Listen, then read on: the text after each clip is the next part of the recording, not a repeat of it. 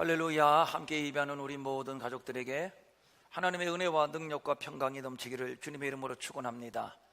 우리가 믿는 하나님은 독보적인 분이십니다. 우선 이 땅에 존재하는 그 많은 신들 가운데 유일한 참 신이십니다. 그분은 영원전부터 살아계셔서 창세기 1장 1절에서 태초에 하나님이 천지를 창조하시니라 우주와 만물을 창조하셨고 당신이 창조한 역사를 운영하시고 통치하시고 경영하시는 역사의 하나님이십니다. 이것을 예시인은 이렇게 노래를 했습니다. 시편 89편 11절입니다. 하늘이 주의 것이요 땅도 주의 것이라 세계와 그 중에 충만한 것을 주께서 건설하셨나이다. 이 창조의 하나님이 지금도 살아계십니다. 어느 대학 교수의 간증입니다. 아내가 교회를 아주 열심히 다닙니다. 자기만 열심히 다니면 좋겠는데 자기 보고 자꾸 교회에 같이 다니자고 졸라댑니다. 그러나 워낙 교회에 대하여 관심이 없었기 때문에 전혀 교회에 갈 생각이 없었습니다.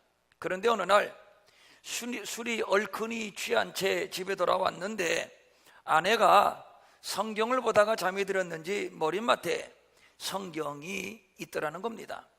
이 교수가 생각하기를 도대체 저 성경이 어떤 책이기에 아내가 늘 저 성경책을 끼고 사는가?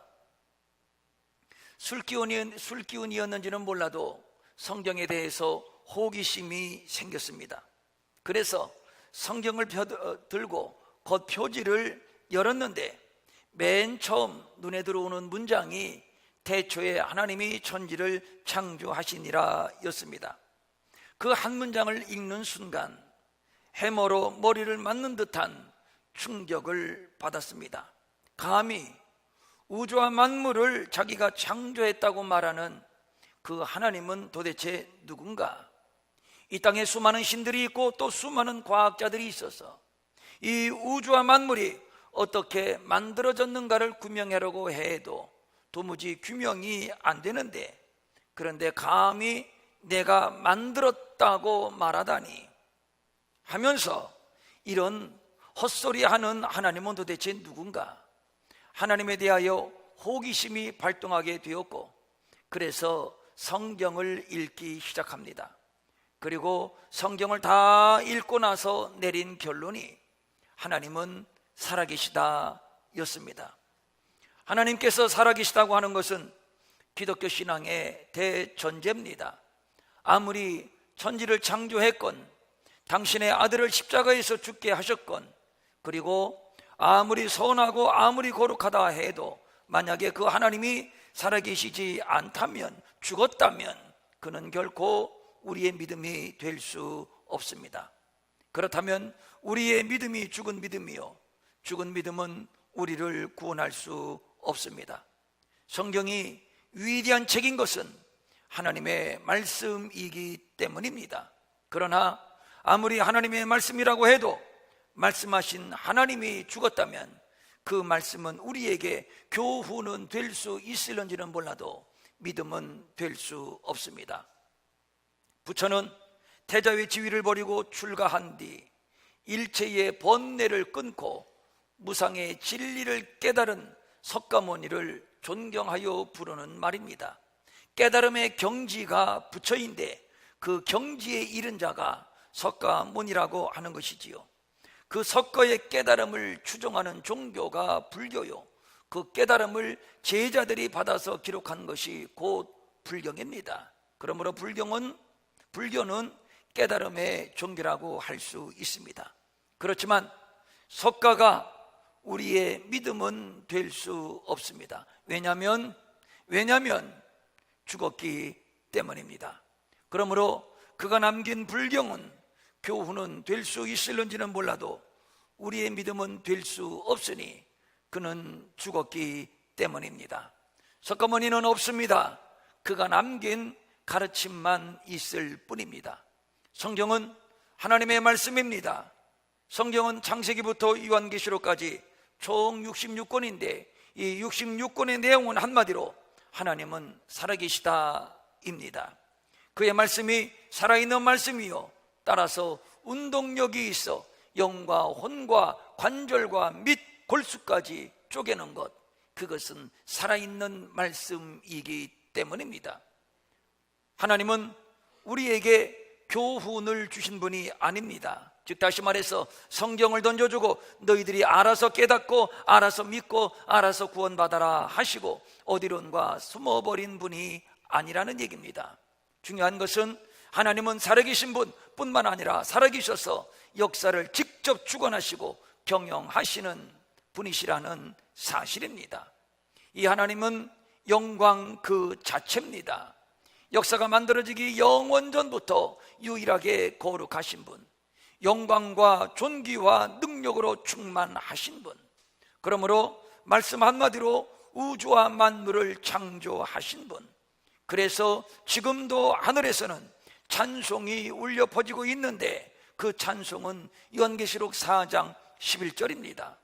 우리 주 하나님이여 영광과 존귀와 권능을 받으시는 것이 합당하오니 주께서 만물을 지으신지라. 만물이 주의 뜻대로 있었고 또 지으심을 받았나이다. 하나님은 영광입니다. 그 영광은 죄인된 인간이 감히 바라볼 수 없는 영광입니다.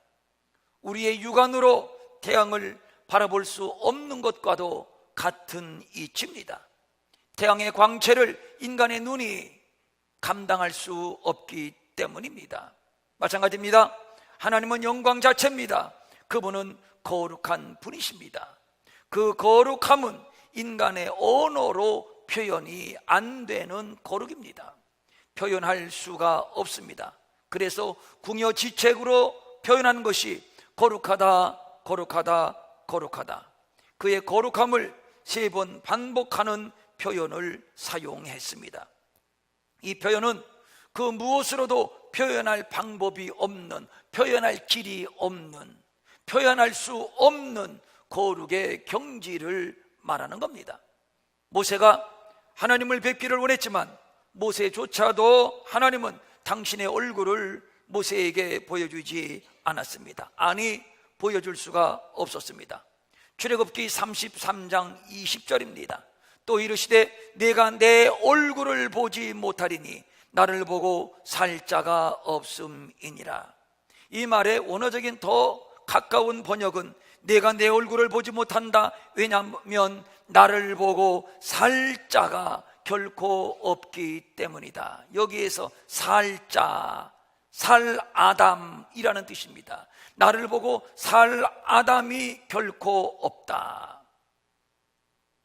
우리가 하나님을 보지 못하는 이유는 우리는 아담이기 때문이라는 겁니다. 아담이 누굽니까? 따먹지 말라는 선악과를 따먹고 하나님의 거룩과 영광을 훼손한 자입니다. 그는 죄인입니다. 우리 모두는 누구를 막론하고 예외 없이 태초의 아담과 똑같은 죄인입니다. 즉 다시 말해서 우리도 역시 아담이라는 겁니다. 육안으로 태양을 쳐다볼 수 없듯이 하나님을 볼 수 없는 것은 하나님은 그 거룩 자체요 영광 자체이기 때문입니다.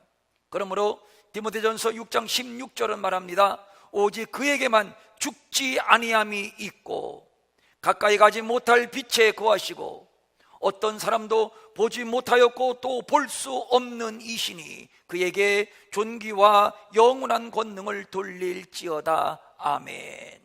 그래서 바울이 다메섹 도상에서 하늘로부터 비치는 영광을 배웠을 때 눈이 멀었던 것이고, 그래서 지면에서 모든 사람 가운데 가장 온유했던 모세조차도 하나님의 음성은 들었어도 얼굴은 뵙지 못했고, 고작 배웠다는 것이 출애굽기 33장 23절입니다. 네가 내 등을 볼 것이요 얼굴은 보지 못하리라. 즉 뒷모습만 봤다는 얘기입니다. 오늘 본문은 모세가 시내산에 올라가 하나님과 언약을 맺는 역사적인 장면을 기록하고 있습니다. 하나님은 모세를 시내산으로 부르셨습니다. 12절입니다. 너는 산에 올라 내게로 와서 거기 있으라. 내가 그들을 가르치도록 내가 율법과 계명을 친히 기록한 돌판을 네게 주리라. 모세가 시내산에 올랐습니다. 이제 모세는 하나님과 대면할 겁니다. 그런데 말씀드린 바대로 직접 얼굴과 얼굴을 마주 대하지는 못했습니다. 그래서 하나님은 당신의 임재를 현상으로 보여주셨는데 이것을 신학적으로 하나님의 현현이라고 말을 합니다. 하나님께서 시내산에 현현하신 모습을 오늘 본문 두 모습으로 현현하셨음을 말씀하고 있습니다. 첫째는 구름입니다. 모세가 산에 오를 때 하나님의 영광이 구름으로 시내산에 임재하셨습니다. 16절입니다. 여호와의 영광이 시내산 위에 머무르고 구름이 엿새 동안 산을 가리었다. 여기에서 영광은 존귀, 위엄, 광휘의 의미를 가지고 있습니다. 이 영광은 유일한 영광입니다. 유일한 존귀, 유일한 위엄, 유일한 광휘입니다. 구름이 산을 덮었다는 것은 하나님의 영광이 산을 덮었다는 얘기요, 하나님의 존귀와 위엄과 능력과 과기의 충만을 의미하는 것입니다. 이 구름은 단순한 구름이 아니라 광야에서 이스라엘 백성들을 인도했던 바로 그 구름입니다. 그런 의미에서 시내산을 가린 구름은 하나님의 거룩한 임재, 초월성을 상징하는 하나님의 현현이었던 겁니다. 두 번째, 하나님은 시내산에 구름으로 임재했는데 산 밑에서 이스라엘 백성들이 그 산을 봤을 때는 구름과는 또 다른 모습이었는데 곧 맹렬한 불같이 보였습니다. 본문 17절입니다. 산 위에 여호와의 영광이 이스라엘 자손의 눈에 맹렬한 불같이 보였고, 산불이 났다는 얘기가 아닙니다. 하나님께서 불의 모습으로 현현하셨다는 뜻입니다. 구약은 하나님의 현현에 대하여 여러 차례 소개하고 있는데 그 가운데 보편적인 하나님의 현현은 불입니다. 성경에 불 가운데 임하신 하나님에 관한 기사가 여러 차례 소개되고 있는데 오늘 이것을 다 살필 수는 없고 몇 가지만 골라서 말씀드리면서 우리가 함께 은혜를 받으려고 합니다. 첫째, 아브라함이 하나님께 제물을 쪼개놓고 제사를 드릴 때 횃불이 쪼갠 고기 사이로 지나갔습니다. 제사 가운데 불로 임하시는 하나님, 즉 우리의 예배 가운데 불로 임하시는 하나님이심을 알 수가 있습니다. 우리의 예배가 하나님이 받으시기에 합당한 예배가 되어서 예배 때마다 하나님의 영광이 불로 임하시며 우리의 예배를 받으실 수 있기를 소망합니다. 그러기 위해서는 제물이 쪼개져야 합니다. 아브라함이 제물을 놓았을 때 쪼갠 제물에는 불이 임했지만 쪼개지 아니한 제물에는 솔개가 내려와 제물을 쪼아가려고 했습니다. 건축가는 나무를 사용할 때 통째로 사용하지 않습니다. 자른 나무는 또다시 쪼개고 또다시 쪼개고 다듬고 다듬어 목재로 씁니다. 쪼개고 다듬지 않으면 결코 쓸 수가 없는 것이지요. 제사장은 제물을 하나님께 드릴 때 제물을 통째로 드리지 않고 각을 떠 드렸습니다. 가죽을 벗기고 각을 뜨고 내장을 꺼냅니다. 모든 부분을 갈라냅니다. 심지어 작은 비둘기 새끼를 제물로 드릴 때에도 한가운데로 쪼개어 하나님께 드렸습니다. 횃불은 쪼갠 고기 사이로 지나갑니다.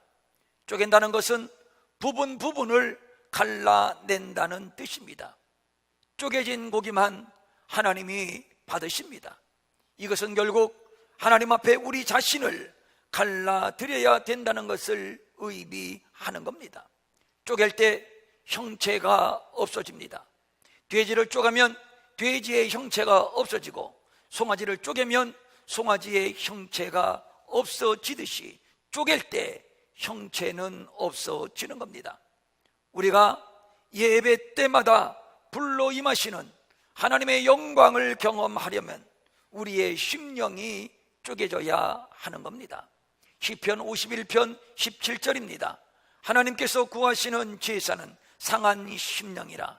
하나님이여 상하고 통회하는 마음을 주께서 멸시하지 아니하시리이다.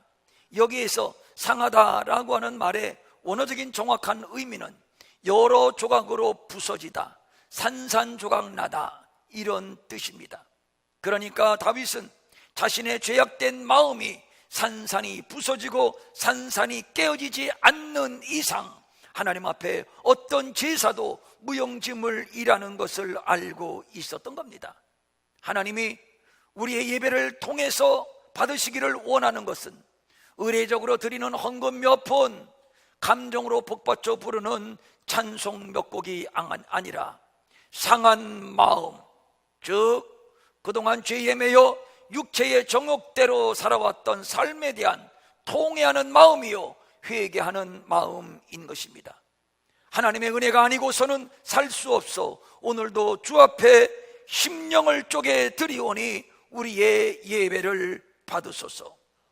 경우에 따라 두 손을 들고 찬양하는 것도 일종의 마음을 쪼갠다는 상한 심령의 표현이며, 또 경우에 따라 두 손을 들고 기도하고 또 목소리를 높여 기도하고 또 눈물로 기도하는 것도 마음을 쪼갠다는 상한 심령의 표현이 되는 겁니다.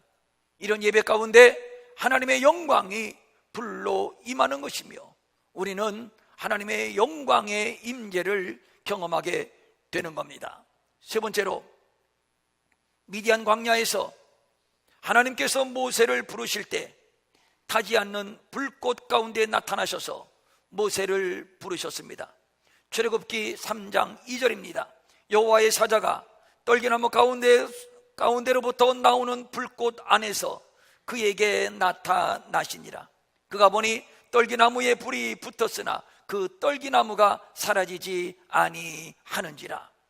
모세에게 황금기는 애굽의 궁중에서 공주의 아들이라는 귀족의 지위와 특권을 누리며 생활을 할 때라고 할 수 있습니다. 이 시기는 젊고 힘이 넘치는 시기였고 바로의 공주의 아들이라는 권력이 있었고 또 자기 민족에 대한 의협심도 있었던 시기였습니다. 바로 이때가 모세로서는 하나님이 맡기신 일을 충분히 해낼 수 있는 전성기였던 셈입니다. 하지만 하나님은 모세가 바로의 궁중에서 도망치는 것을 두고만 보셨고 이드로의 양을 치면서 40년을 고독한 광야의 과객으로 보낼 때에도 그냥 두고만 보셨습니다. 이제 모세에게 민족이니 애국이니 그런 사치스러운 말은 더 이상 어울리지 않는 살인자요 도망자로 인생을 조용히 정리하려는 시기입니다. 이제는 남을 생각할 때가 아닙니다. 자기 몸 하나 추스릴 힘이 없는, 그러니까 석양에 겨우 걸쳐 있는 태양으로 생각하면 될 겁니다. 미디안은 약속된 가나안도 아니고 그렇다고 찬란한 문화를 자랑하는 애굽도 아닙니다. 그저 황량한 광야일 뿐입니다. 그러므로 모세에게 미디안은 버려진 장소요, 외로운 장소요, 실패한 장소요, 한마디로 소망이 없는 장소입니다. 그리고 떨기나무는 주로 광야에서 서식하는 가치 없고 쓸모없고 거친 나무입니다. 누가 걷어다가 땔감으로 쓰면 모를까, 도무지 쓸모없는 버려진 나무가 떨기나무입니다. 누구도 이 떨기나무에 눈길을 주지 않습니다. 그것은 당연합니다. 한 군데라도 쓸데가 있어야 눈길을 주지, 눈길을 끌만한 요소가 이 떨기나무에는 도무지 없습니다. 모세는 광야를 오가며 버려진 떨기나무를 볼 때마다 자기를 보는 것 같았습니다.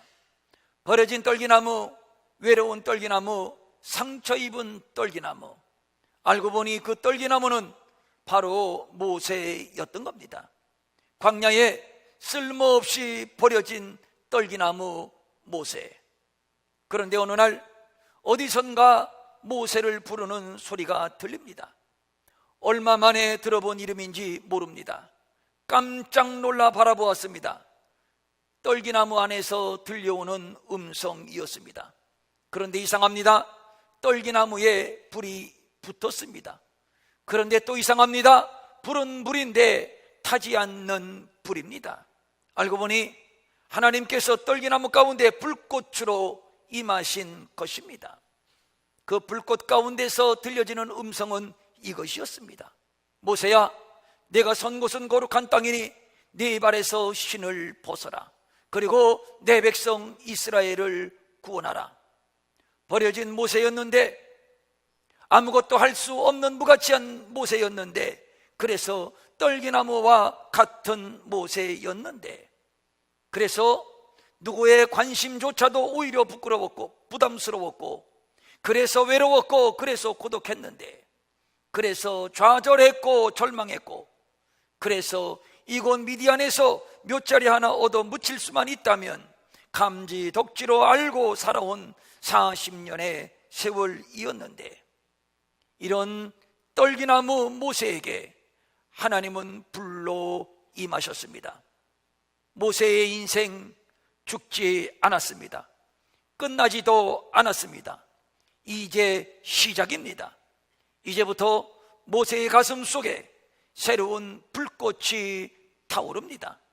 하나님에 대한 열정, 나라와 민족, 젖과 꿀이 흐르는 가나안, 그리고 하나님의 약속이 새롭게 점화되어 거대한 불꽃으로 타오릅니다. 끝난 줄로만 알았는데, 죽은 줄로만 알았는데, 이제 영원히 쓸모없는 인생인 줄로만 알았는데, 그런데 아니었습니다. 불꽃으로 임하신 하나님의 영광스러운 임재 앞에서 모세는 다시 살아난 것입니다. 불로 임하시는 하나님은 실패와 좌절로 꼬꾸라진 우리를 다시 손잡아 주십니다. 다시 일으켜 주십니다. 그리고 말씀합니다. 이제 가라. 내가 반드시 너와 함께 있으리라. 불 가운데 있지만 타지 않는 떨기나무, 재가 되지 않는 떨기나무, 모세는 재가 되지 않았습니다. 그는 타지 않는 불, 즉 하나님의 능력, 하나님의 영광이 임재한 능력의 사람이 되었습니다. 우리가 불을 받자고 하는 것은 이러한 하나님의 영광, 하나님의 능력으로 덮여진 사람이 되자는 것입니다.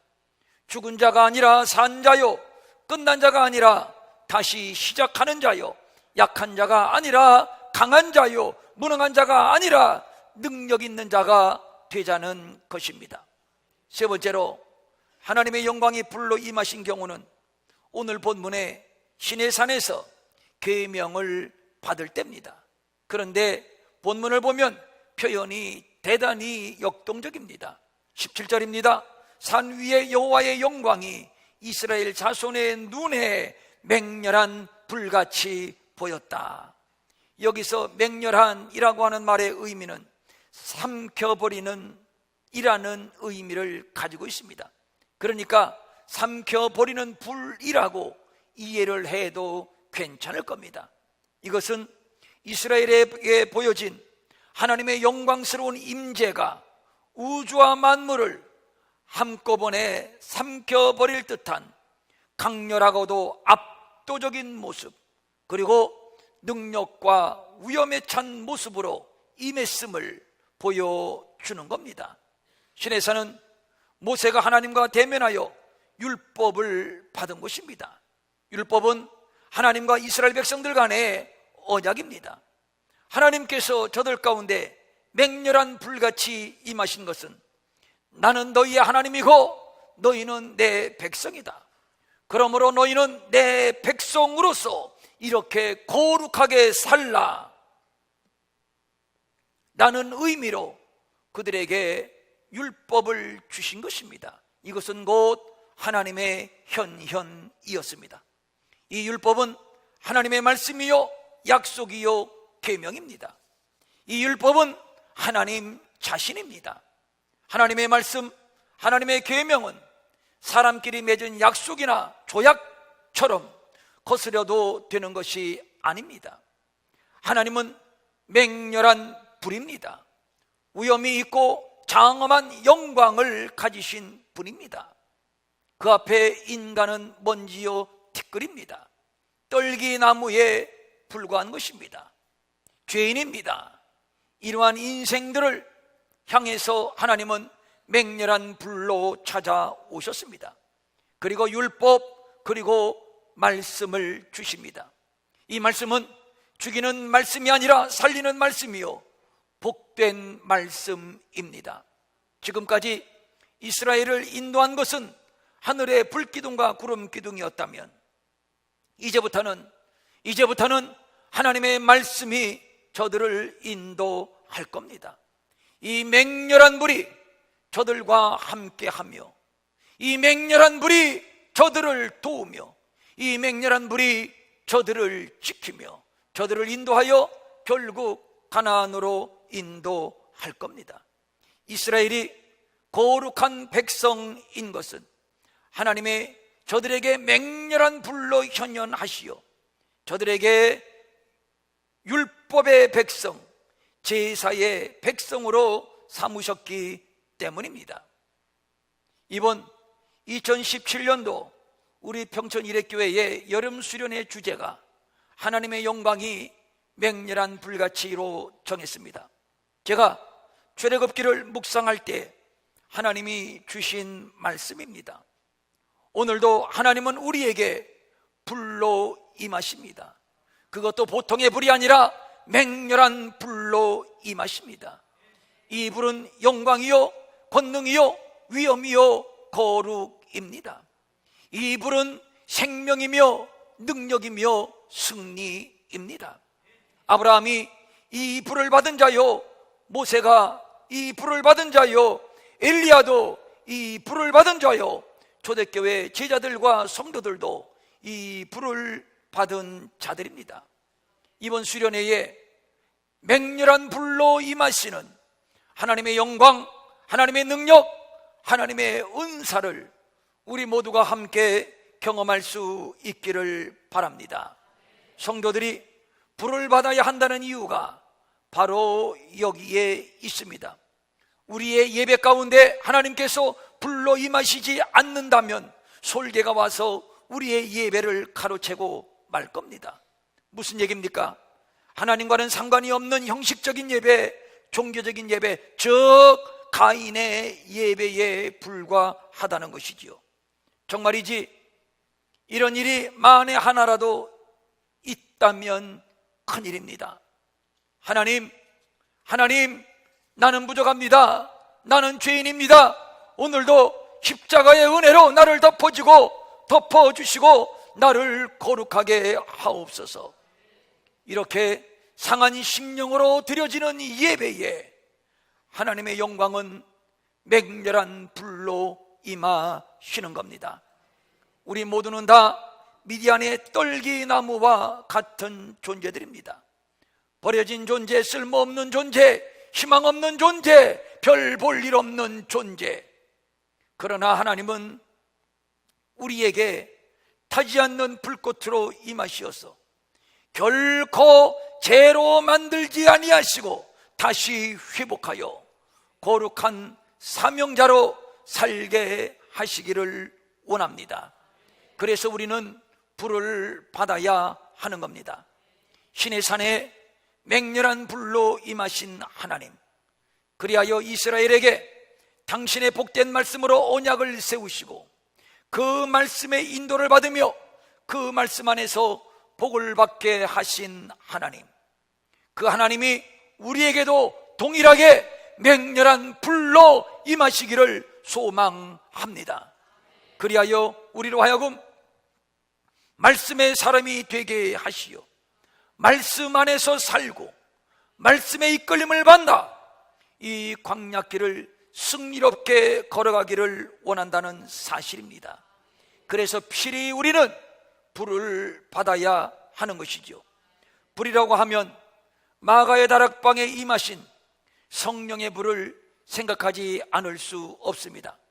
예수님께서 승천하신 후 120명의 제자들이 다락방에 모여 약속하신 성령의 충만함을 받기 위하여 힘써 기도했습니다. 그랬더니 성령이 임했는데 어떻게 임했는가 하면 급하고 강한 바람같이 또 불의 혀같이 갈라지는 모습으로 임했다고 사도행전은 증거하고 있습니다. 불의 혀같이 갈라지는 모습, 저는 이 모습을 본문의 표현으로 맹렬한 불이라고 표현하고 싶습니다. 그렇습니다. 초대교회의 성령의 임함도 결국 맹렬한 불이었던 겁니다. 저들은 맹렬한 불로 임하시는 성령의 충만함을 받았습니다. 그랬더니 제자들은 모두 능력 있는 복음의 증인, 승리자가 되었습니다. 사랑하는 성도님들, 우리 교회는 불을 사모하는 교회입니다. 그것도 맹렬한 불입니다. 이 맹렬한 불은 하나님의 영광의 임재입니다. 예배 가운데 하나님의 영광이 임재하고 우리 모든 각 사람에게 맹렬한 불로 임하기를 소원합니다. 그리하면 버려진 떨기나무가 아니라 거룩한 떨기나무, 쓸모있는 떨기나무, 영광스러운 떨기나무가 되는 겁니다. 이번 수련회에 우리 모두가 다 함께 참여하여 불을 받으실 수 있기를 축복합니다. 그것도 어떤 불입니까? 맹렬한 불입니다. 이제 더 이상 광야의 떨기나무로 살지 맙시다. 천방지축 정욕대로 살지도 맙시다. 맹렬한 불로 임하시는 하나님의 영광, 하나님의 능력, 하나님의 은사로 기름 부음 받아 하나님의 살아계심을 증거하며 이 땅에 하나님의 나라를 계속해 확장해 나가는 일에 귀하게 쓰임받는 우리 평천일의교회 모든 성도들, 우리 공동체가 될 수 있기를 주님의 이름으로 축원합니다. 축원합니다. 아멘.